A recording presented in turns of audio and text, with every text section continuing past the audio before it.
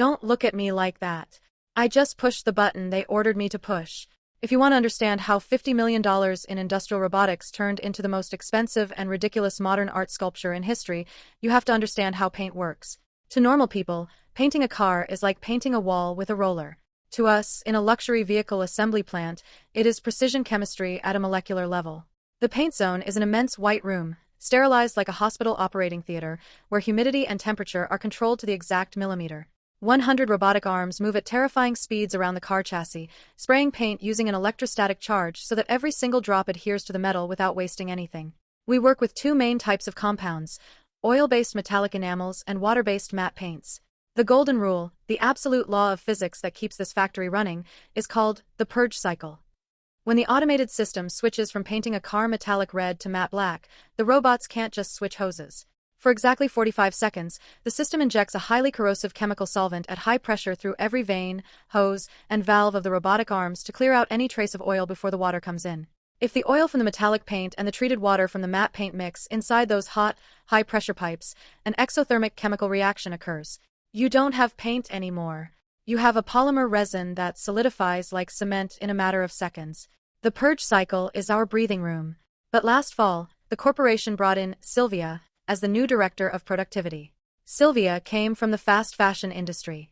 She was used to making t-shirts in sweatshops where the only limit is how fast you can sew. She didn't understand chemical reactions, viscosity, or electrostatics. To her, those 45 seconds of the Purge Cycle were dead time, a heresy against productivity that was keeping her from collecting her annual bonus. We hit our peak production month. We had hundreds of back orders for our most expensive sports models. The assembly line couldn't keep up. One morning, the door to my control room flew open. It was Sylvia. She was wearing a designer blazer and staring at her digital stopwatch with an expression of absolute contempt for my team. "Engineer," she snapped, without even saying good morning, leaning her hands on my telemetry monitors. "I've been analyzing the paint room times. Every single time we change colors, the assembly line stops for 45 entire seconds. We do 300 color changes a day. That is almost 4 hours of lost production time just spitting clear liquid through the hoses. It is a shameful inefficiency. I want you to go into the master valve code and eliminate the Purge Cycle. When we go from red to black, I want the transition to be immediate. Paint after paint. We will save 4 hours and paint 100 more cars a day." I slowly took off my headset. I tasted copper in my mouth, the kind of taste you get when you see a massive car crash about to happen and you can't do anything to stop it. "Sylvia, what you are asking for is chemical sabotage," I explained, keeping my voice dangerously low. "Those 45 seconds are not a break. It's industrial survival. If I eliminate the solvent purge and order the pumps to push water-based paint directly behind oil-based paint, the chemicals are going to clash inside the high-pressure lines of the robots. It will trigger a catalyzed reaction. The paint will transform into a solid epoxy resin in less than 5 seconds. It will solidify inside the robotic arms, block the valves, and the pressure will blow out the hydraulic joints. You are going to destroy 100 robotic arms that cost $500,000 each. You will turn the entire paint line into a useless brick of plastic." Sylvia looked at me as if I were an insect stuck to the bottom of her shoe. She clicked her tongue with that specific arrogance of executives who believe physical reality is just a suggestion. "You people are unbelievable. Technicians always invent sci-fi catastrophes just to avoid working at maximum capacity," she scoffed. "It's paint, for God's sake. It's not plutonium. In textile factories, we change fabric dyes without stopping the machines and nothing explodes. Your fear of efficiency is costing us millions. This is not a suggestion, it is a direct order from management. Either you delete that Purge Cycle right now and speed up production, or I call security, fire you for insubordination in front of the entire plant, and bring in an IT guy who knows how to follow orders." In this industry, chemicals don't read memos and they don't understand corporate hierarchies. I knew with clinical certainty that she had just signed the execution warrant for her own factory. But since my mortgage and my career were under the guillotine, I executed the coldest move an operator can make, the digital liability waiver. "Under my engineering license, I refuse to eliminate the chemical purge, Sylvia," I said with a voice so flat it sounded robotic, stepping back from my terminal. "But since you are the director of productivity, you have the authority to override my parameters in the master system." I spun the keyboard toward her. "You will log in with your executive access code. You will write a manual order to eliminate the solvent purge cycle during color transitions. You will leave a written record stating that you explicitly reject my warning regarding the exothermic chemical reaction, the solid resin catalyzation, and the destruction of the robotics. And you will sign that you assume, on a legal, financial, and corporate level, absolute responsibility for any damage to the machinery, the vehicles, and the total paralysis of the production line. Sylvia rolled her eyes, letting out a condescending little laugh. If this pathetic bureaucratic safe pass makes you feel better in your little world, I'll do it, she said. She typed her password, drafted the order deleting the safety protocol, and hit validate. There. Now, take off the brakes and show me how real work gets done. I complied with the order. I deactivated the purge solvent valves on the main panel. The assembly line started to move. For the first 20 minutes, the system painted a series of cars the exact same color, metallic sapphire blue. Sylvia stood in the control room, arms crossed, smiling arrogantly as she watched the line move without any pauses. But then, the system scanned the barcode of the next chassis entering the white room. It was a special custom order, matte ice white, a water-based paint.